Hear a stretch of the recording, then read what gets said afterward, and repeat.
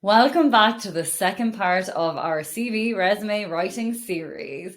In this video, we'll cover all the resume don'ts that you need to be aware of to avoid common mistakes that could hinder your chances of landing your dream job.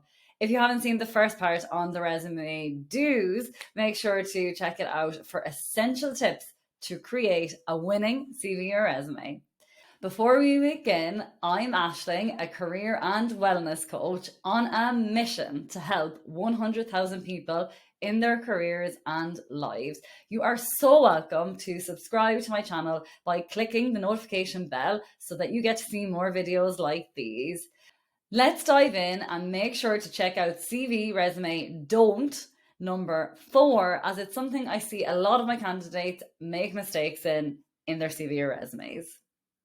So let's get started with the don'ts. The first of our resume don'ts is to avoid some unprofessional elements that can negatively impact your CV or resume. For example, don't use an unprofessional email address. Instead, create a simple and appropriate email address using your name. Avoid using any nicknames or terms that may not reflect a professional image. I have seen this a lot with a lot of different emails on CV or resumes, even if they have a lot of numbers on them, for example. And I initially thought it was actually a spam email. So make sure it is your name, full name if you can, with one number max if you can't get your full name on your email, as I know sometimes your name might not be available. The second resume don't is using long paragraphs. Long paragraphs are very difficult to read, especially when the recruiter is in a rush, and it can be hard to find the relevant information needed to show that you are an excellent candidate for the job. Instead, use concise bullet points to present information and make sure it's to the point and relevant.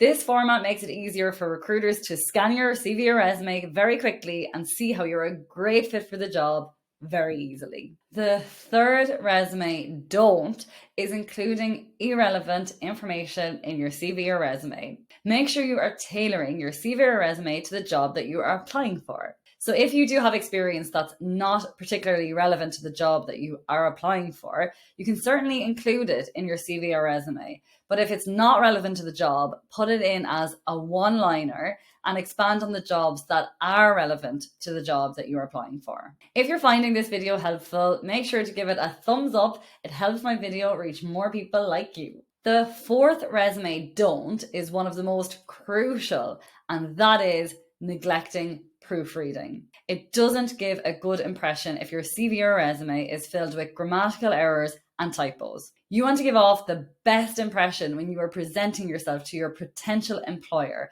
and grammatical errors and typos can show that you haven't taken the time to read over your CV or resume before submitting it for review, and shows that you may lack attention to detail. They may think if you don't go through and proofread your CV, then what would it be like if you were working on professional documents in the job? Also, don't panic though if you do have one typo that you saw only after you applied for the job, but try avoid this as much as possible by proofreading it 2 or 3 times and then get a friend to proofread it after you, as sometimes we can really miss those pesky typos. And this leads me to my fifth resume don't, and that's incorrect contact information on your CV or resume. If your email address has a typo in it or your phone number has a typo, that could result in you missing that all-important call or contact from recruiters for the jobs that you are applying for. So check your contact information now or straight away after this video. Is it correct? Check it again. Test it if you have to, as the last thing you would want is to miss out on that all-important call for that interview. So congratulations, you've now learned the resume don'ts to ensure your resume is flawless and effective. By avoiding these common mistakes, you can present yourself as a strong and professional candidate. If you found this video helpful, give it a thumbs up and share it with others who you feel might benefit from these tips. Don't forget to subscribe to my channel for more valuable career advice. Thank you for watching, and I'll see you in the next video.